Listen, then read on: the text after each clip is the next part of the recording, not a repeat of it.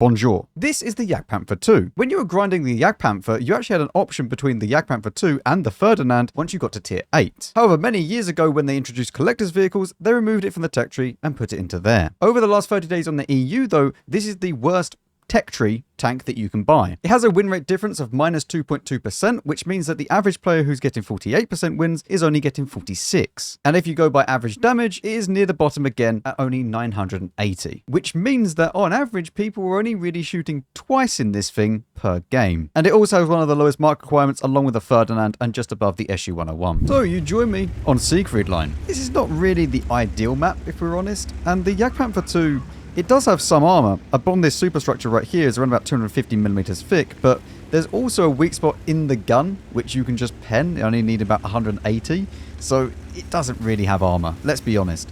This is the more versatile tank from what you would have had at the Ferdinand at tier 8. And it was always that option. It was either the Jagdpanther II, which is more rapid, go anywhere, try to do anything type of tank destroyer, or the Ferdinand, which was slow and also kind of useless back then until they buffed it recently. I mean, you do, however, get the same gun basically as the Scorpion G, I believe, right? You have 490 Alpha, 246 standard pen, so it is pretty good.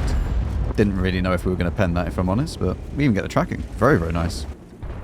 Right, our 53 TP just died there. Our Blesk is down here, and we also have the Batcher over there, which makes me believe that no one's really at the back of the map, or gone to the field, I should say. There's obviously people at the back of the map. It obviously depends if the,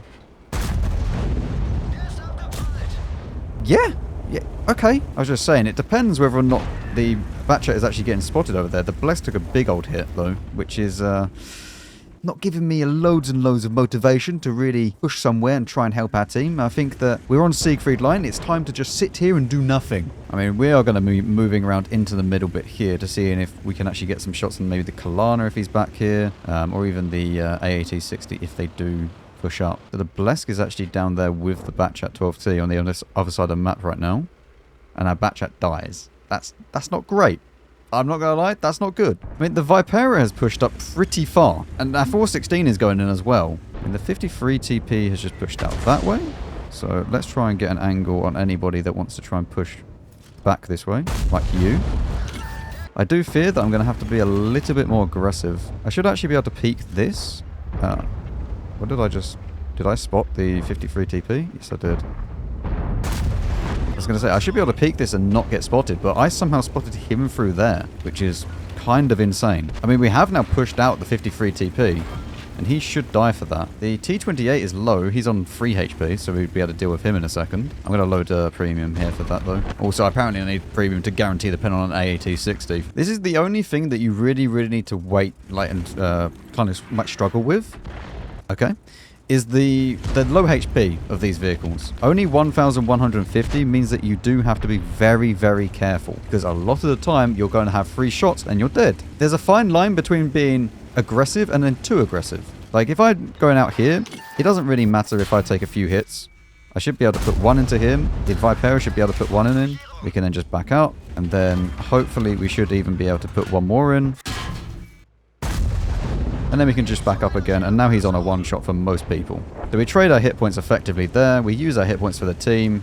They can then push around and try and kill him in a second. We can go back to standard rounds as well, because nothing else is really an issue. Once that is dead, we can then push up.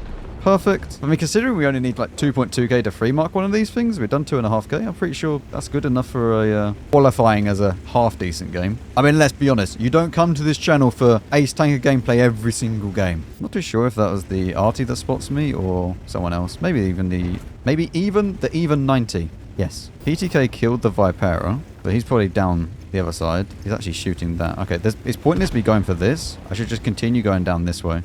There he is. Do you believe? Not enough belief. We're going to win by capping either way. I'm not too sure where the CDA is. Or the CDC, sorry. Ah! Hello. Can I kill the PTK before... No. You know what?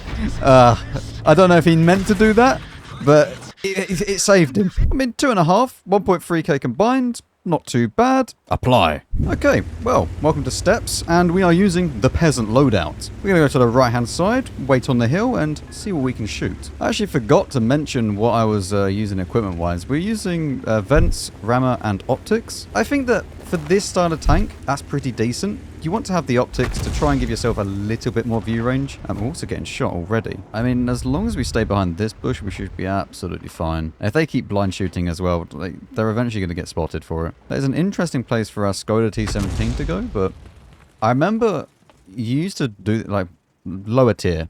You used to do this all the time because you had so much more camo. But you just go into these bushes and you just spot across. It was great. That was back in, like, 2013 or 2015 or whenever it was, when I was an absolute bot. To be honest, I probably shouldn't have been there, but I mean, I am a little bit worried that there's no shooting that we are doing right now, and yeah. Ooh. Oh, congratulations, Charioteer. Oh, the T29 pushing up is actually very, very useful, because he might be able to spot someone that's at the very back over here in A7 that was shooting us earlier. You know, sometimes you're just going to have to be a bit patient. Don't think we hit. Nope, we definitely did not. We are going to have to now be a little bit more aggressive, though, because the game is starting to fall into a landslide for us. Let's see if we can get some shots out. Hello, Mr. T28. Kind of annoying I can't spot him here. I mean, from this sort of angle, kind of have decent armor as long as you're using standard rounds. Which is rare, let's be honest. I think we're going to have to just keep... Oh, yes, yes, yes. Hello, Charioteer. Are you on the hill? Or did you manage to shoot me and not get spotted somehow? And we're now losing, because from what it looked like our team was winning. But we're not winning. Oh, this is over. I'm going to have to go down here, try and deal with the T28 as best as I can. Obviously... and that engine is knocked out and I don't have a repair kit. I thought I could overmatch the side. Well, not overmatch, but shoot the side. I'm not too sure on his reload. Do I reload before him? I think he has a 10-second reload. I'm going to try and kill him before. I do not have to reload. Low roll? And you did low roll, but I have a dead engine, so I'm never winning this fight. Man, it sucks he knocked my engine out. Well, we read the game wrong. There you go. Do you know what? Now that I think about it more, I don't think that it's that we read the game wrong. It's that our team just pushed way too far, like, too soon. I think that if they had pushed up to a certain point and then just stayed and then just fought and then they win and progress forwards, it's because they tried to just keep pushing and pushing and pushing. But if we went to the right hand side, we'd get farmed by the SU-122-44 because our light tank wasn't actually spotting down there. I don't know. I don't think that it's necessary that we played it wrong. It's just that our team wasn't that great. Now, before we get into the last game, we are going to go through the field mods, which is the same for every single field mod for a tank destroyer in the game. Left, right, right. Okay, so for the final game, we are using the Hard Loadout, where we have nothing but premium ammo and bond equipment, etc. And we are on live oaks. What could possibly go wrong? Oh, a 53 TP thinks he's a tank destroyer. Right. Yep. Listen, if you just cut the top half off, it's a triangle.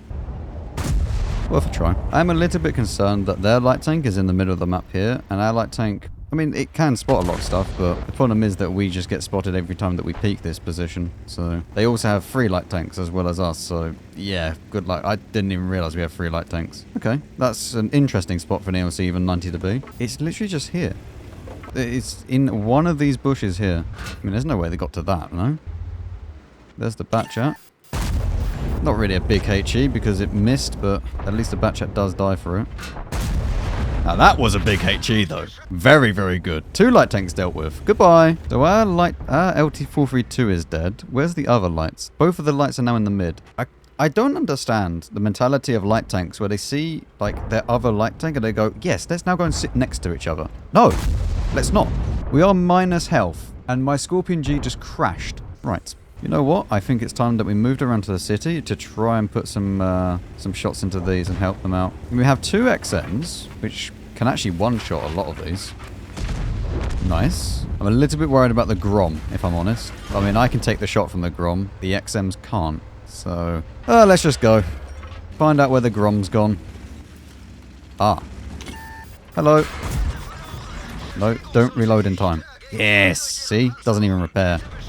My goodness me, you have like a repair time. What are you doing? Manually? Are you getting out the tank and doing it? I'm just going to take the hit. Alright. Or not. Barask, would you like some shots? What is it with my engine getting knocked out every single shot? Ah yes, I remember it's German. You know. Just German things. There we go. Finish him off. I mean, 3k. Very, very respectable score for this tank. Can I please have my engine back? There we go. I'd very, very much like to get one more shot of damage if I can, but I also shouldn't really be destroying the buildings. It's just asking for artillery to blind shot me. Oh! You never see me. Oh, see. 145 spotting. Hello, little GW Tiger. I'm not going to get another shot, though. Oh. I mean, good enough game, though. I mean, no mastery, but first class, you know, 3k, I'll take it. Apply. So at the end of this session, we've averaged 2,500 damage and 750 average assistance. So combined, that is over the 100% marks. Is the Jagdpanther II a bad vehicle? No. Should everybody go out and get one? No. This tank has a much higher skill cap than, say, something like a Ferdinand, and it's understandable why they removed it from the tank line, because, in my opinion, it doesn't really fit into there, as I said at the beginning, and the Ferdinand is more forgiving to play. At least that's the case since they buffed it. But the Jagdpanther II isn't bad. Some of you will probably like the Jagdpanther II, and that's absolutely fine, but I think that for the vast majority of people, you should probably just avoid it. Thank you very much for watching. I'll see you on the next one.